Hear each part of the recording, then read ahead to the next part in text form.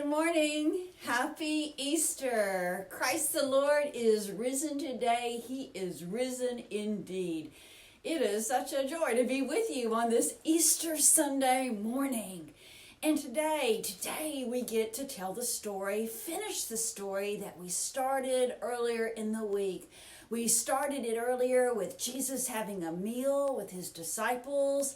And then on Friday, we told the story of how Jesus went to the cross, and that he died on the cross. And on the cross, even then, he showed his love. He said, Father, forgive them.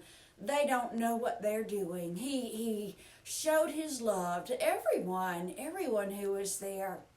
And you remember what happened next. They took his body. They took his body and they put it in a tomb. And they put a big stone in front of the tomb. And then that was the end of the story. Except it wasn't. It wasn't the end of the story. That on Sunday morning, the first day of the week, early in the morning, there were 3 women who went to the tomb, and they wanted to take care of Jesus' body, to anoint it with oil and spices, and just take care of it the way that we do when someone dies. And so there were 3 women. Now, I was thinking, if I were telling the story at home, how would I tell this story? I might put Jesus in a tomb that I made out of a shoebox or a box or even a cup laying on its side would be a good tomb. And so I was thinking, if I were telling this story at home, I could use what I have. I could use some leftover toilet paper rolls. And I think when the women went to the tomb, they were very sad. They were very sad. And so I'm going to put sad faces on these. And these are going to be my women who were going to the tomb. There were 3 of them. Oops, I almost made a happy face. I'm so used to making happy faces. But let me make that a sad face. And I think maybe I'll even put a tear on that one because they were so sad. Weren't they so sad that the one who loved them more than anyone else had died? You know, I think for those women, it was especially sad because a lot of times back then, people didn't pay attention to women. I'm going to put some tears on that one too. And they didn't think they were very important. And so here was Jesus, and he thought everyone was important, and he listened to them, and he saw them, and he loved them. And so I'm making my women with sad faces, when they are going to the tomb, And so in the story, they are walking to the tomb, and it's early in the morning. And they're so sad.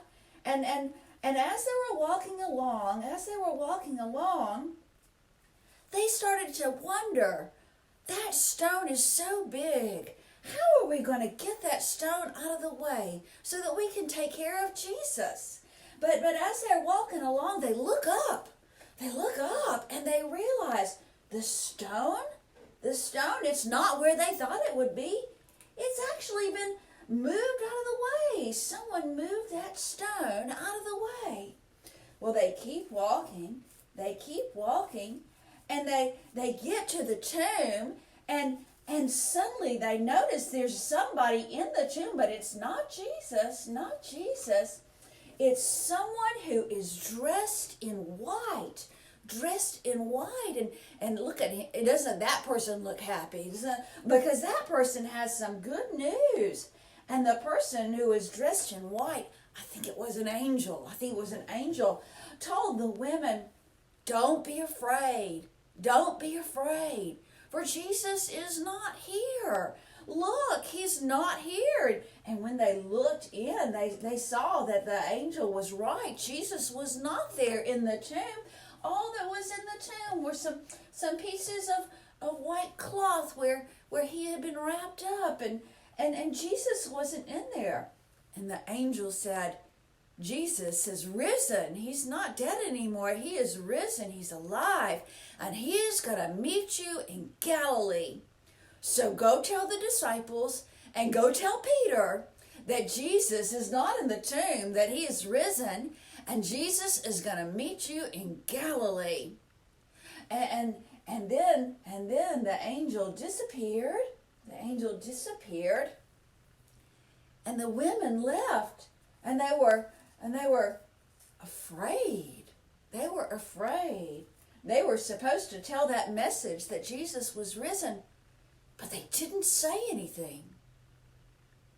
And that's the end of the story. They were afraid, so they didn't say anything. At least that's how the story in the Gospel of Mark ends. But you and I know it had to have ended differently. They had to have told somebody, or else how would we know what they saw and heard, and how would we know what happened? They must have realized at some time, at some point, that Jesus was really risen. That the one who saw them and knew them and loved them had the kind of love that would break through death and destroy death. And that Jesus was still out there. And so those frowns that they were wearing, that frowns and that being afraid, it changed. And the frowns became smiles on their faces, because they had good news. They had wonderful news. And even though that's how the story in Mark ends, what we know is the story kept on going on.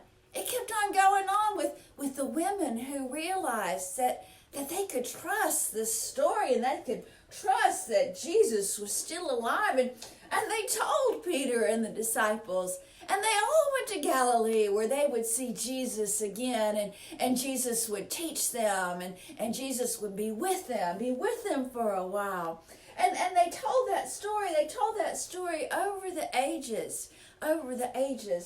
And you remember earlier this week, I made a person who was me. So I could be in those stories too. Have you made a person who's you? And maybe you could make a person who is you and some people, and you could go to the tomb and see that it's empty, and maybe you could make an angel, because somehow those women realized they didn't have to be afraid anymore, and that there was good news to tell. And somehow they got up that courage. They realized that there was good news. They got up that courage, and they did tell the disciples, and they did tell Peter. And the disciples told other people who told other people who told other people about the story until eventually they told you and me. I am so thankful for people who have told me this story.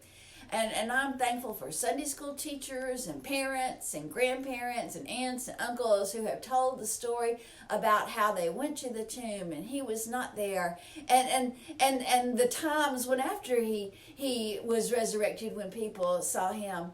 I'm so thankful for people who tell the story. How will you tell the story? Will you make some people and make a tomb? Or maybe you could tell the story when you do an Easter egg hunt and make one of the Easter eggs empty. And that could be the greatest prize of all. Remembering that Jesus who was died had come alive, and that Jesus was with the people in Galilee later, and that he's with you and me even today. I hope that you have a happy, wonderful Easter. I hope you know that Jesus was resurrected, he was alive, and that he is with us even today. I hope you know that today, and that some way you find a way to tell this story. I am so thankful for you, and I am glad to be your pastor. And you know what? We should sing that song about how we are the church even now when we are not together. Because the church is not a building, is it? The church is not a steeple. So would you sing that song with me too? I am the church. You are the church. We are the church together. All who follow Jesus all around the world. Yes, we're the church together. The church is not a building. The church is not a steeple. The church is not a resting place. The church is a people. I am the church. You are the church. We are the church together. All who follow Jesus all around the world. Yes, we're the church together. I'm so thankful to be the church with you. Happy Easter.